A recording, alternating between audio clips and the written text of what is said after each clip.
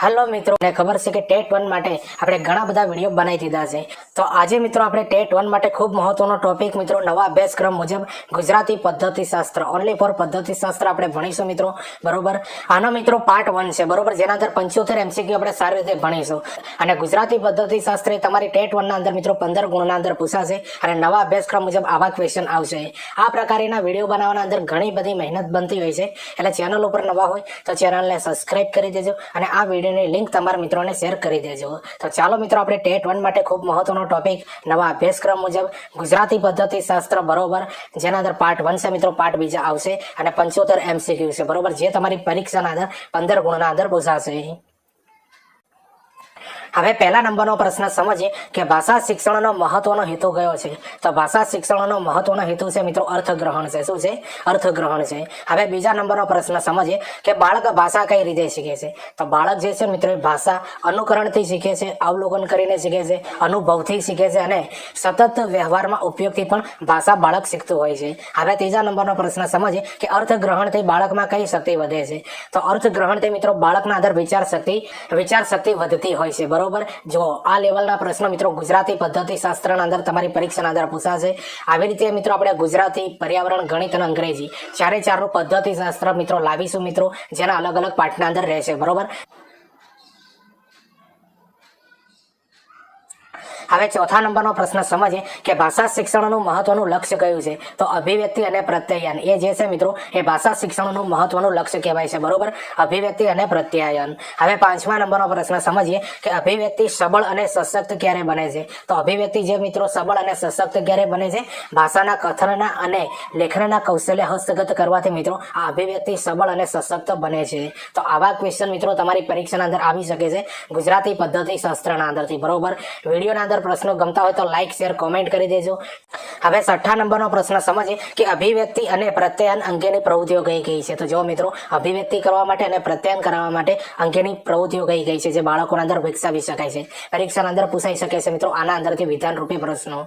હવે એ પહેલી આપી છે મિત્રો શિક્ષકના નિરીક્ષણ હેઠળ શબ્દ વાંચન કરાવવું જોઈએ, એકમોનું સસ્વર ભાવવાહી વાંચન કરાવવું જોઈએ, અગાઉ વાંચેલી વિગતોની રજૂઆત કરાવવી જોઈએ, વાંચન હરીફાઈઓ કરાવવી જોઈએ, પસંદગીની વાર્તાઓનો વર્ગ સમક્ષ વાંચન ચિત્ર વર્ણન કરાવવું જોઈએ, સમાચાર પત્રો, સામાયિકો વગેરે વાંચનની હરીફાઈઓ કરાવવી જોઈએ, વાર્તા કથન સ્પર્ધાઓ કરાવવી જોઈએ, અભિનય ગીત કે ગીત સ્પર્ધાઓ યોજવી જોઈએ, વિવિધ સાંસ્કૃતિક સ્પર્ધાઓ યોજવી જોઈએ, કાવ્ય જ્ઞાન સ્પર્ધાઓ પણ યોજવી જોઈએ। અને નીચે આપેલી છે મિત્રો બીજું આપણે જે સમજીએ સારી રીતે, બરોબર, પરિચય સ્થળો, પરિચિત વસ્તુઓનું વર્ણન કરાવવું જોઈએ, બરોબર, પરિચિત સ્થળો અને પરિચિત વસ્તુઓનું વર્ણન કરાવવું જોઈએ, સંવાદોનો રોલ પ્લે કરાવવો જોઈએ, સમાચારનું લેખન કરાવવું જોઈએ અને જોડણીની રમત રમાવવી જોઈએ, બરોબર। તો આના લીધે મિત્રો વ્યક્તિના અંદરથી બાળકના અંદર અભિવ્યક્તિ અને પ્રત્યાયન વિકસાવી શકાય છે, બરોબર। પરીક્ષાના અંદર મિત્રો વિધાન સ્વરૂપે પ્રશ્નો બનાવવા હોય તો આના અંદરથી બની શકે છે।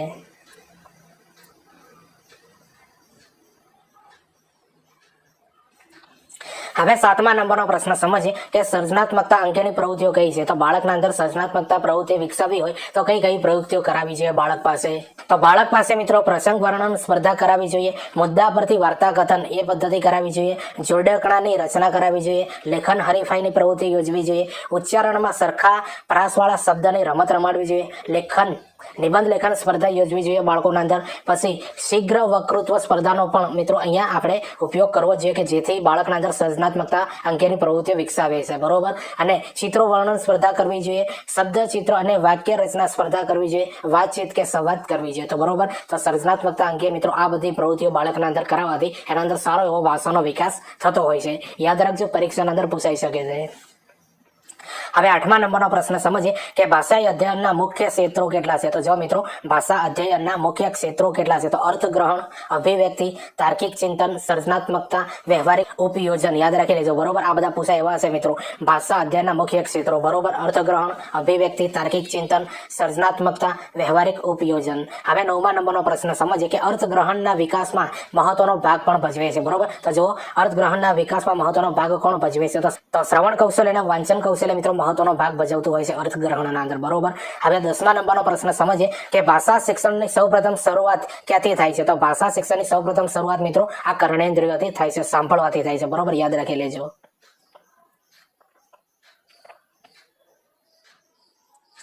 હવે 11મા નંબરનો પ્રશ્ન સમજીએ, શું ભાષા શિક્ષણની બુનિયાદી છે? તો શ્રવણ જે છે મિત્રો એ ભાષા શિક્ષણની બુનિયાદી છે, બરોબર. આવો ક્વેશ્ચન નીકળી શકે. હવે 12મા નંબરનો પ્રશ્ન સમજીએ કે શ્રવણ કૌશલ્યની સંકલ્પના જણાવો. તો અહીંયા મિત્રો શ્રવણ કૌશલ્યની બે સંકલ્પના આપેલી છે, એ તમારી પરીક્ષાના અંદર પૂછાઈ શકે છે. એક આપી છે મિત્રો, ધ્વનિ સંકેતો સાંભળીને અર્થગ્રહણ અને અર્થઘટન કરે તે શ્રવણ કૌશલ્ય, બરોબર. ધ્વનિ સંકેતો સાંભળીને અર્થગ્રહણ અને અર્થઘટન કરે તેને શ્રવણ કૌશલ્ય કહેવાય છે. બીજી મિત્રો સંકલ્પના આપેલી છે કે ધ્વનિ ભેદ પારખવો, ધ્વનિને માનસિક રીતે ધારણ કરીને તેનું અર્થઘટન કરવું, બરોબર. આ શ્રવણ કૌશલ્યની સંકલ્પના છે. હવે 13મા નંબરનો પ્રશ્ન સમજીએ કે શ્રવણ એ કેવું કૌશલ્ય છે? તો શ્રવણ જે છે મિત્રો ગ્રહણશીલ કૌશલ્ય કહેવાય, બરોબર. આ ક્વેશ્ચન આવી શકે છે. શ્રવણ એ કેવું કૌશલ્ય છે? ગ્રહણશીલ કૌશલ્ય કહેવાય છે. હવે 14મા નંબરનો પ્રશ્ન સમજીએ કે વાંચન કૌશલ્યની સંકલ્પના આપણે સમજવાની છે, બરોબર. વાંચન કૌશલ્યની સંકલ્પના પરીક્ષાના અંદર પૂછાઈ શકે મિત્રો. તો વાંચન એક કલા છે. વાંચનની કલા સાધ્ય કરવાનું પ્રથમ પગથિયું તે સાક્ષર જ્ઞાન વાંચન એટલે લિપિ ચિહ્નોની ઓળખ, શબ્દોની સમજણ, બરોબર. યાદ રાખી લેજો. આ જે છે મિત્રો વાંચન કૌશલ્યની સંકલ્પના છે.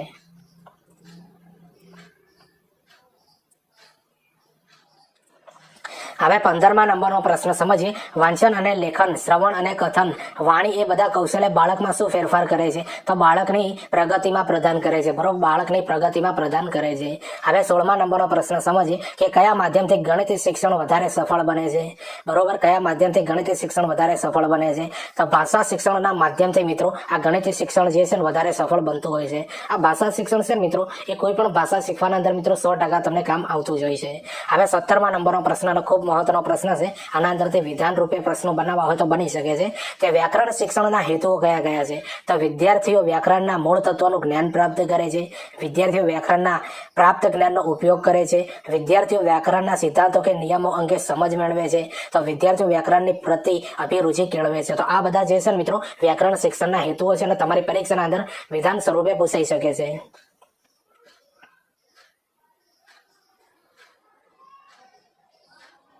હવે 28મા નંબરનો પ્રશ્ન સમજીએ કે વ્યાકરણ શિક્ષણનું મહત્વ શું છે?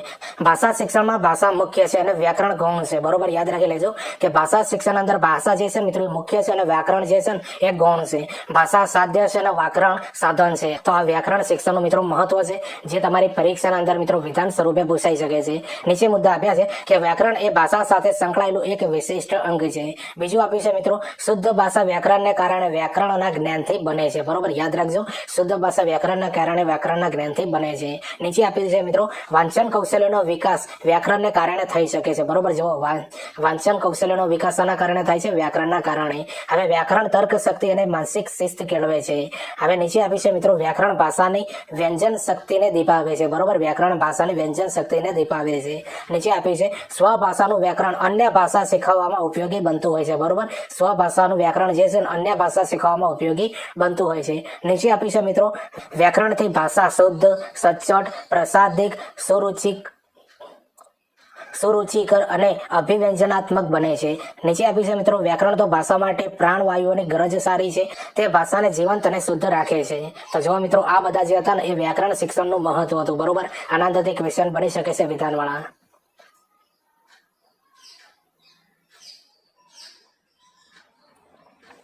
હવે 29મા નંબરનો પ્રશ્ન સમજીએ કે ભાષા શિક્ષણ માટેના 4 કૌશલ્ય ક્રમ અનુસાર કયા છે? તો જો મિત્રો ભાષા શિક્ષણ માટેના 4 કૌશલ્ય ક્રમ અનુસાર કયા છે? તો શ્રવણ, કથન, વાંચન અને લેખન. યાદ રાખજો, ક્રમ અનુસાર આવું જ પૂછાય છે તમારી પરીક્ષાના અંદર. સૌપ્રથમ આવે છે શ્રવણ, કથન, વાંચન અને લેખન. આ જે બધા છે ને એ ભાષા શિક્ષણ માટેના કૌશલ્યો છે ક્રમમાં. હવે 30મા નંબરનો પ્રશ્ન સમજીએ કે ભાષા શિક્ષણના અધ્યયન ક્ષેત્રમાં કઈ બાબતોનો સમાવેશ થાય છે? તો શબ્દ ભંડોળનો થાય છે, વ્યાકરણનો થાય છે, લેખન અને વાંચન ક્ષેત્રનો થતો હોય છે, બરોબર. યાદ રાખજો.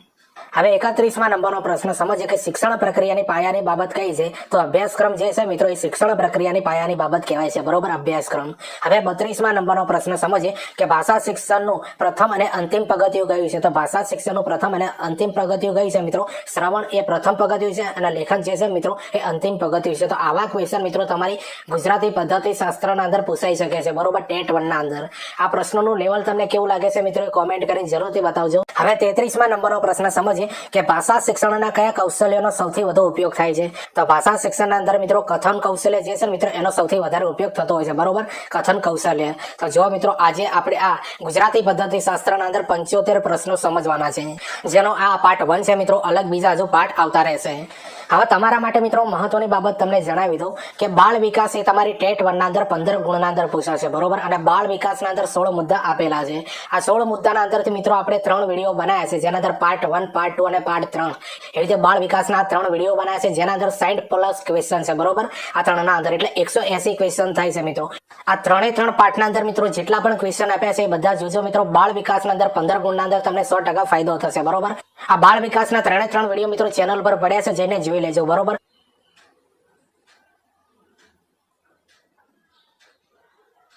હવે 34મા નંબરનો પ્રશ્ન સમજીએ કે ભાષા શિક્ષણનું મુખ્ય પાસું કયું છે? તો શ્રવણ, અર્થગ્રહણ અને અભિવ્યક્તિ, બરોબર. જો ભાષા શિક્ષણનું મુખ્ય પાસું કયું છે? શ્રવણ, અર્થગ્રહણ અને અભિવ્યક્તિ. આ જે છે મિત્રો એ ભાષા શિક્ષણનું મુખ્ય પાસું કહેવાય છે. હવે 35મા નંબરનો પ્રશ્ન સમજીએ કે માતૃભાષા શિક્ષણના અભિવ્યક્તિ કૌશલ્યમાં શેનો સમાવેશ થાય છે? તો જો મિત્રો માતૃભાષા શિક્ષણના અંદર અભિવ્યક્તિ કૌશલ્યમાં શાનો સમાવેશ થાય છે? કથન અને લેખનનો સમાવેશ થાય છે, બરોબર. કથન કૌશલ્ય અને લેખન કૌશલ્યનો સમાવેશ આના અંદર થાય છે. હવે 36મા નંબરનો પ્રશ્ન સમજીએ કે શરૂઆતમાં બાળકો અસ્પષ્ટ લખે છે કારણ કે તેમની આંગળીઓની માંસપેશીઓ વિકસિત થઈ નથી. એટલા માટે મિત્રો શરૂઆતના બાળકો અસ્પષ્ટ લખતા હોય, બરોબર. એમની આંગળીઓ જે હોય ને એમની માંસપેશીઓ વિકસિત ન થઈ હોય એટલા માટે. હવે 37મા નંબરનો પ્રશ્ન સમજીએ કે શ્રવણ કૌશલ્ય સાથે કઈ બાબત સંકળાયેલી છે? તો ઉચ્ચારણ શુદ્ધિ, અર્થગ્રહણ અને એકાગ્રતા. આ બધી જે બાબતો છે ને એ શ્રવણ કૌશલ્ય સાથે સંકળાયેલી છે, બરોબર. ઉચ્ચારણ શુદ્ધિ, અર્થગ્રહણ અને એકાગ્રતા.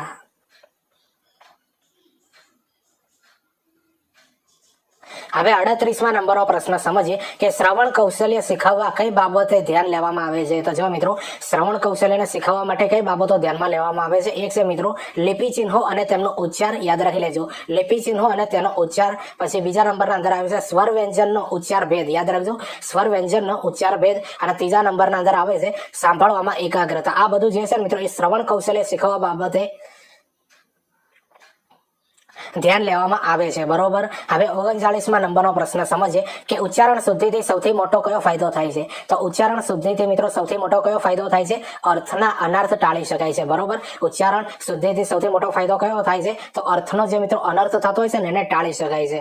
હવે 40મા નંબરનો પ્રશ્ન સમજીએ કે મુખ વાંચન કઈ બાબત ઉપર ભાર મૂકવામાં આવે છે? તો મુખ વાંચનના અંદર મિત્રો કઈ બાબતના અંદર ભાર મૂકવામાં આવે છે? આરો અવરો યુક્ત ભાવવાહી વાંચન ઉપર ભાર મૂકવામાં આવે છે, બરોબર. આરો અવરો યુક્ત ભાવવાહી વાંચન ઉપર ભાર મૂકવામાં આવે છે.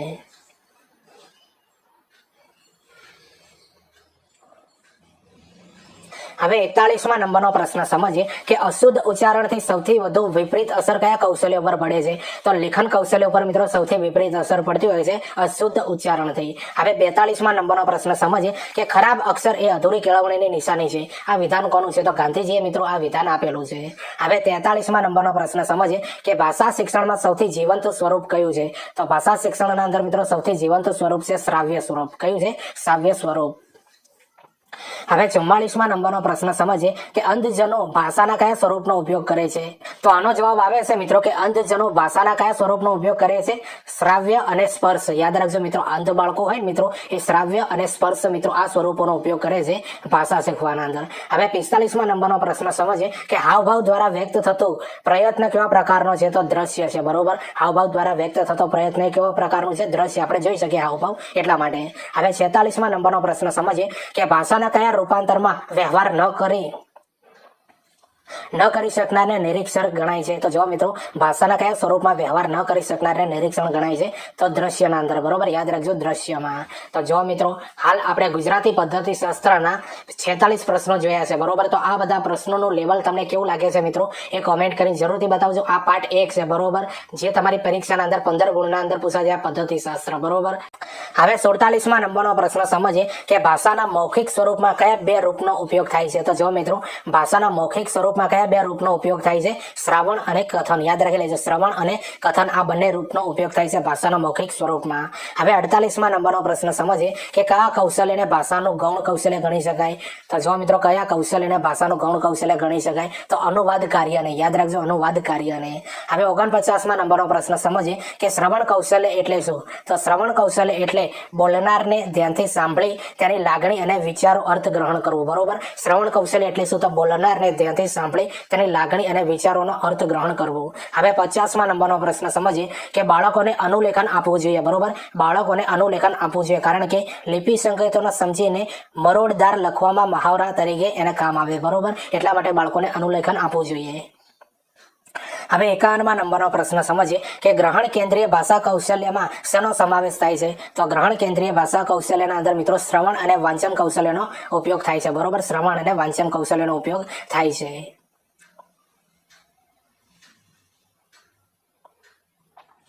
હવે 52મા નંબરનો પ્રશ્ન સમજીએ કે અભિવ્યક્તિ કેન્દ્રીય ભાષા કૌશલ્યમાં શેનો સમાવેશ થાય છે? તો કથન અને લેખનનો મિત્રો સમાવેશ થતો હોય છે અભિવ્યક્તિ કેન્દ્રીય ભાષા કૌશલ્યમાં. બરોબર, કથન અને લેખન કૌશલ્યનો સમાવેશ થાય છે. હવે 53મા નંબરનો પ્રશ્ન સમજીએ કે બાળકમાં કયા કૌશલ્યના વિકાસથી ભાષાકીય સંસ્કારોનો પાયો નખાય છે? તો શ્રવણ કૌશલ્યથી. મિત્રો જો મહત્વનો ક્વેશ્ચન છે, આવા ક્વેશ્ચન પૂછાશે મિત્રો તમારી આ ગુજરાતી પદ્ધતિ શાસ્ત્રના અંદર. બરોબર, હજુ મિત્રો પર્યાવરણ, ગણિત અને અંગ્રેજી, બરોબર, એના અંદર પણ આ પદ્ધતિ શાસ્ત્રના આવા જ ક્વેશ્ચન આવશે એટલે ચેનલને સબસ્ક્રાઇબ કરી દેજો.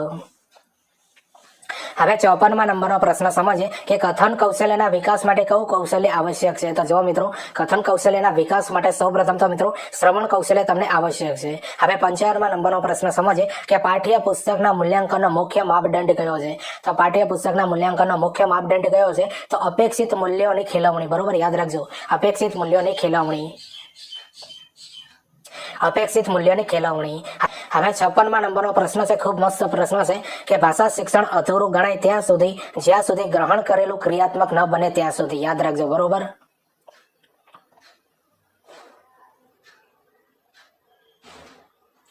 હવે 57મા નંબરનો પ્રશ્ન સમજીએ કે કથન કૌશલ્ય વિકસાવવાની આધારશિલા કઈ છે? તો પ્રેરણા અને પ્રોત્સાહન જે છે મિત્રો એ કથન કૌશલ્ય વિકસાવવાની આધારશિલા કહેવાય છે.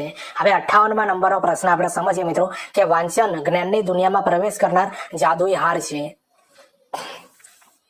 આ વિધાન કોનું છે? તો સર આર્થરનું છે. યાદ રાખજો, સર આર્થર કોર્નરનું છે. બરોબર, યાદ રાખી લેજો, પરીક્ષાના અંદર પૂછાશે.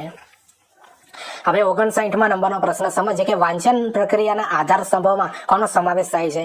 તો વાંચન પ્રક્રિયાના આધાર સ્તંભોના અંદર મિત્રો અર્થગ્રહણનો સમાવેશ થતો હોય છે. હવે 60મા નંબરનો પ્રશ્ન સમજીએ કે જીવન માર્ગને ઉજાળતા શબ્દો સ્વર્ગીય દીવડાઓ છે. આ વિધાન કોનું છે? તો રવિન્દ્રનાથ ટાગોરનું મિત્રો આ વિધાન છે. અને જે મહાન વ્યક્તિઓએ મિત્રો ભાષા ઉપર જે વિધાનો આપ્યા છે ને પરીક્ષાના અંદર તમારે પૂછાઈ શકે. બરોબર, તો જીવન માર્ગને ઉજાળતા શબ્દો સ્વર્ગીય દીવડાઓ છે. આ વિધાન કોનું છે? રવિન્દ્રનાથ ટાગોરનું છે. હવે 61મા નંબરનો પ્રશ્ન સમજીએ વાંચન અને સાચી કળા કયા પ્રકારના વાંચનથી કેળવાય છે? તો મુખ વાંચનથી મિત્રો કેળવાય છે. બરોબર, વાંચન અને સાચી કળા. બરોબર, વાંચનની સાચી કળા કયા પ્રકારના વાંચનથી કેળવાય છે? મુખ વાંચનથી. યાદ રાખી લેજો. તો જો મિત્રો હાલ આપણે 61 ક્વેશ્ચન ભણ્યા, એના પહેલા હું તમને થોડીક માહિતી આપી. તો મિત્રો ઘણા બધા વિદ્યાર્થીઓને ખબર નથી હોતી. બરોબર, એટલા માટે તમને ખબર છે મિત્રો ટેટ 1ના ફોર્મ ગઈકાલથી ભરાવાના ચાલુ થઈ ગયા છે. મિત્રો વહેલેસરથી ફોર્મ ભરાઈ દેજો. મિત્રો પાછળથી મિત્રો વેબસાઇટ થોડી બીજી રહેશે. બરોબર, એટલા માટે ફોર્મ તમારાથી જેટલા વહેલા ભરાય એટલા ભરી દેજો. હવે બીજી મહત્વની વસ્તુ મિત્રો કે ટેટ 1 માટે. બરોબર, આમ તો આપણે એક પ્લેલિસ્ટ બનાવી છે ટેટ 1, ટેટ 2, ટાટ એસ અને ટાટ એચએસ. આવું આખું મિત્રો પ્લેલિસ્ટ બનાવી છે 2025-26 માટે, જેના અંદર આ દરેકની તૈયારી કરવામાં આવે છે. હાલ આપણે ટેટ 1 માટે વિડીયો બનાવેલા છે અને બીજા જે અમુક વિડીયો બનાવ્યા છે મિત્રો એ ટેટ 2, ટાટ એસ અને ટાટ એચએસ બંને ત્રણના અંદર કામ આવી શકે એવા પણ વિડીયો અંદર મૂકેલા છે. હવે મિત્રો તમને ખબર છે કે ટેટ 1 માટે પણ આપણે ઘણા બધા વિડીયો બનાવેલા છે મિત્રો. તો આખું આ પ્લેલિસ્ટ છે મિત્રો, એના અંદર 25-26 વિડીયો બનાવ્યા છે જે તમારી ટેટ 1 ના અંદર 100% કામ આવશે. એ તમે ચેનલ પર જઈને પણ જોઈ શકો છો અથવા આ વિડીયોની ડિસ્ક્રિપ્શન અંદર આખું પ્લેલિસ્ટ આપી દે. બરોબર, ત્યાં જઈને તમે એ બધા વિડીયો જુઓ, તમારા મિત્રોને શેર કરજો. હવે દિવસ મિત્રો ઘણા ઓછા છે તમારી ટેટ 1 માટેના. બરોબર, એટલે તૈયારી કરી લેજો.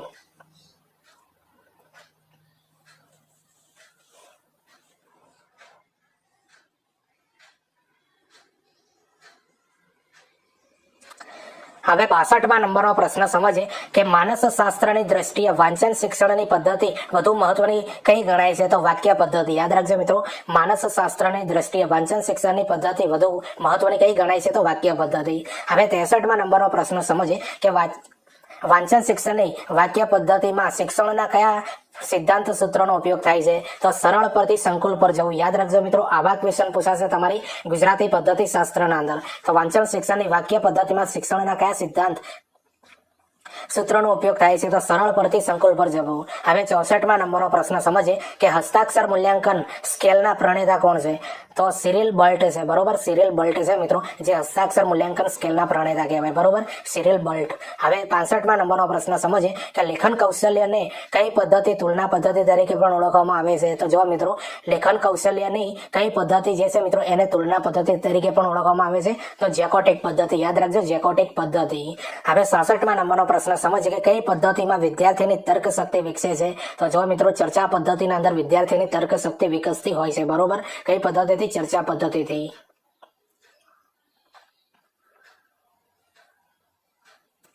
હવે 67માં નંબરનો પ્રશ્ન સમજીએ કે કઈ લેખન પદ્ધતિમાં વિદ્યાર્થીની સૂક્ષ્મ નિરીક્ષણ ટેવ વિકસે છે? તો વાક્ય પદ્ધતિના અંદર મિત્રો, આ વિદ્યાર્થીના અંદર સૂક્ષ્મ નિરીક્ષણ ટેવ વિકસે છે, બરોબર, વાક્ય પદ્ધતિમાં. હવે 68માં નંબરનો પ્રશ્ન સમજીએ કે મારો પ્રિય નેતા કેવા પ્રકારનો નિબંધ છે? તો ચિત્રાત્મક કે કથનાત્મક છે, બરોબર, યાદ રાખી લેજો. આવા ક્વેશ્ચન પૂછાશે તમારી ગુજરાતી પદ્ધતિ શાસ્ત્રમાં. હવે 69માં નંબરનો પ્રશ્ન સમજીએ કે એક વાક્યના સમર્થનમાં કે વધારા રૂપે બીજું વાક્યનો ઉપયોગ થાય તો બંને વચ્ચે કઈ વિરામ ચિહ્ન આવશે? તો ગુરુ વિરામ ચિહ્ન આવશે, બરોબર. કયું આવશે? ગુરુ વિરામ ચિહ્ન. હવે 70માં નંબરનો પ્રશ્ન સમજીએ કે સંબોધનના અલ્પ વિરામની જગ્યાએ કયું ચિહ્ન મૂકી શકાય? તો ઉદ્ગાર ચિહ્ન મૂકી શકાય છે મિત્રો. હવે 71માં નંબરનો પ્રશ્ન સમજીએ કે ગુજરાતી ભાષામાં કુલ કેટલા વિરામ ચિહ્નો આવેલા છે? તો ગુજરાતી ભાષાના અંદર કુલ મિત્રો આ 12 વિરામ ચિહ્નો આવેલા છે. કેટલા આવેલા છે? 12 વિરામ ચિહ્નો.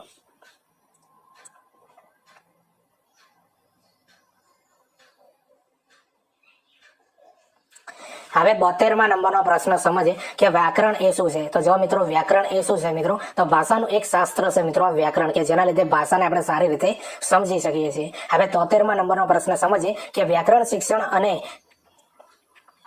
હવે 73માં નંબરનો પ્રશ્ન સમજીએ કે વ્યાકરણ શિક્ષણ અને કઈ પદ્ધતિ વિદ્યાર્થીઓને સૌથી વધુ અનુકૂળ આવે છે? તો નિગમન પદ્ધતિ જે છે મિત્રો, એ વ્યાકરણ શિક્ષણની પદ્ધતિ છે મિત્રો, અને વિદ્યાર્થીને સૌથી વધુ અનુકૂલન આવે છે, બરોબર, નિગમન પદ્ધતિથી. હવે 74માં નંબરનો પ્રશ્ન સમજીએ કે કઈ વ્યાકરણ પદ્ધતિમાં અનેક ઉદાહરણો પરથી નિયમ કે સિદ્ધાંતો તારવવામાં આવે છે? તો આગમન પદ્ધતિથી મિત્રો. કઈ પદ્ધતિથી? આગમન પદ્ધતિથી. તો જો મિત્રો, તમને ખબર છે કે ગુજરાતી પદ્ધતિ શાસ્ત્રનો આ પાર્ટ 1 છે મિત્રો, બરોબર, જેના અંદર 75 ક્વેશ્ચન આપણે ભણવાના છે, બરોબર. તો આ બધા ક્વેશ્ચન તમને કેવા લાગ્યા એ કોમેન્ટ કરીને જરૂરથી બતાવજો. તો ચાલો મિત્રો, આપણે 75માં નંબરનો લાસ્ટમાં નંબરનો પ્રશ્ન સમજીએ. હવે 75માં નંબરનો પ્રશ્ન એ છે મિત્રો કે ગુજરાતી વ્યાકરણ શિક્ષણ પદ્ધતિઓ કઈ કઈ છે? તો નિગમન પદ્ધતિ, આગમન પદ્ધતિ, પાઠ્યપુસ્તક પ્રણાલી, અનુબંધ પદ્ધતિ અને ભાષા સંસર્ગ પદ્ધતિ. આ બધી જે પદ્ધતિઓ છે મિત્રો, એ ગુજરાતી વ્યાકરણ શિક્ષણ પદ્ધતિઓ કહેવાય છે, બરોબર. યાદ રાખી લેજો, ફરીથી જોઈ લો. નિગમન પદ્ધતિ, આગમન પદ્ધતિ, પાઠ્યપુસ્તક પ્રણાલી, અનુબંધ પદ્ધતિ અને ભાષા સંસર્ગ પદ્ધતિ. આ બધી પદ્ધતિઓ જે છે મિત્રો, એ ગુજરાતી વ્યાકરણ શિક્ષણ પદ્ધતિઓ કહેવાય છે. પ્રકારના વિડીયો બનાવવાના અંદર ઘણી બધી મહેનત બનતી હોય છે, એટલે ચેનલ ઉપર નવા હો તો ચેનલને સબસ્ક્રાઇબ કરી દેજો અને આ વિડીયોની લિંક તમારા મિત્રોને શેર કરી દેજો.